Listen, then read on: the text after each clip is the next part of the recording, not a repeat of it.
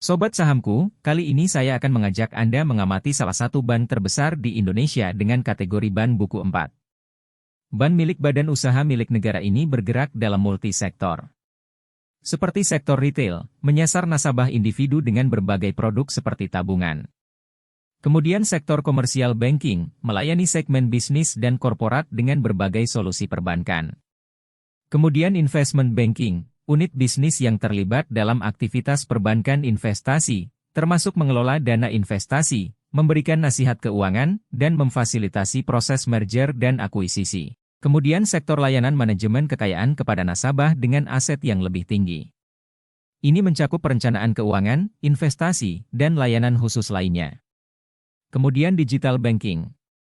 Kemudian bank ini juga memiliki presensi internasional melalui berbagai kantor cabang dan mitra bank di luar negeri. Bank ini juga sebagai pendukung UMKM dengan berbagai program dan produk yang dirancang khusus untuk membantu UMKM tumbuh dan berkembang. Bank bernama lengkap PT Bank Negara Indonesia Tbk ini berdiri sejak 1946 dengan porsi kepemilikan saham sebanyak 60%-nya dikuasai oleh pemerintah Indonesia dan 40%-nya oleh masyarakat umum. Sobat sahamku, sampai dengan kuartal kedua tahun 2023, PT Bank Negara Indonesia Tbk berhasil mencatatkan total aset sebesar Rp1.025 triliun. Dengan rasio pertumbuhan aset rata-rata sebesar 6,2% per tahun, perseroan berhasil mencatatkan pendapatan rata-rata sebesar Rp69,417 triliun per tahun. Rasio pertumbuhan pendapatan rata-rata sebesar 3% tiap tahunnya. Sedangkan dari sisi laba kotor, perseroan rata-rata berhasil meraup laba kotor tiap sebesar Rp52,465 triliun, dengan rasio pertumbuhan laba kotor sebesar 6,3%. Dari sisi laba bersihnya, perseroan rata-rata mencatatkan laba bersih sebesar Rp12,578 triliun dengan rasio pertumbuhan rata-rata sebesar 56% per tahun.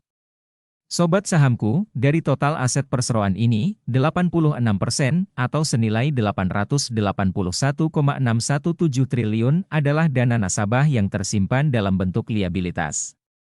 Sehingga total aset bersih perseroan sebesar Rp143,473 triliun. Sekarang mari kita amati pendapatan dan laba perusahaan di tahun 2023. Sampai dengan kuartal kedua tahun 2023, perseroan mencatatkan pendapatan sebesar Rp39,002 triliun, dan jika disetahunkan maka pendapatan perusahaan diprediksi mencapai Rp78,005 triliun atau naik 6,5% dari pendapatan tahun lalu. Sedangkan dari sisi laba kotornya, diprediksi mencapai Rp58,620 triliun atau turun 2,2% dari laba kotor di tahun 2022. Untuk laba bersih perseroan di tahun ini, BNI diprediksi mencapai Rp20,603 triliun atau naik 12,5% dari laba bersihnya di tahun lalu. Selanjutnya mari kita amati EPS dan apresiasi pasar atas kinerja bank ini. Sobat sahamku, dalam perjalanannya PT Bank Negara Indonesia Tbk menghasilkan laba bersih di setiap lembar sahamnya rata-rata sebesar Rp746. Sedangkan apresiasi pasar atas kinerjanya rata-rata berada di harga 8.000 dengan PE rasio 14 kali, PBV 1,2 kali. Sedangkan laba bersih atau EPS di tahun 2023 diprediksi sebesar Rp1.104.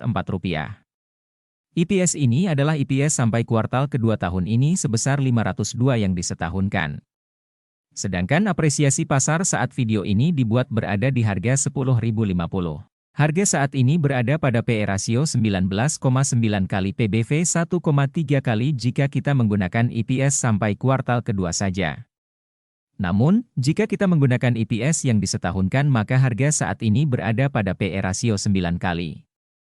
Artinya harga saham BBNI 35% lebih murah dari PE rasio rata-ratanya di 14,1 kalinya. Prediksi saya dalam jangka pendek saham ini akan dengan mudah mencapai di harga 10.400-an.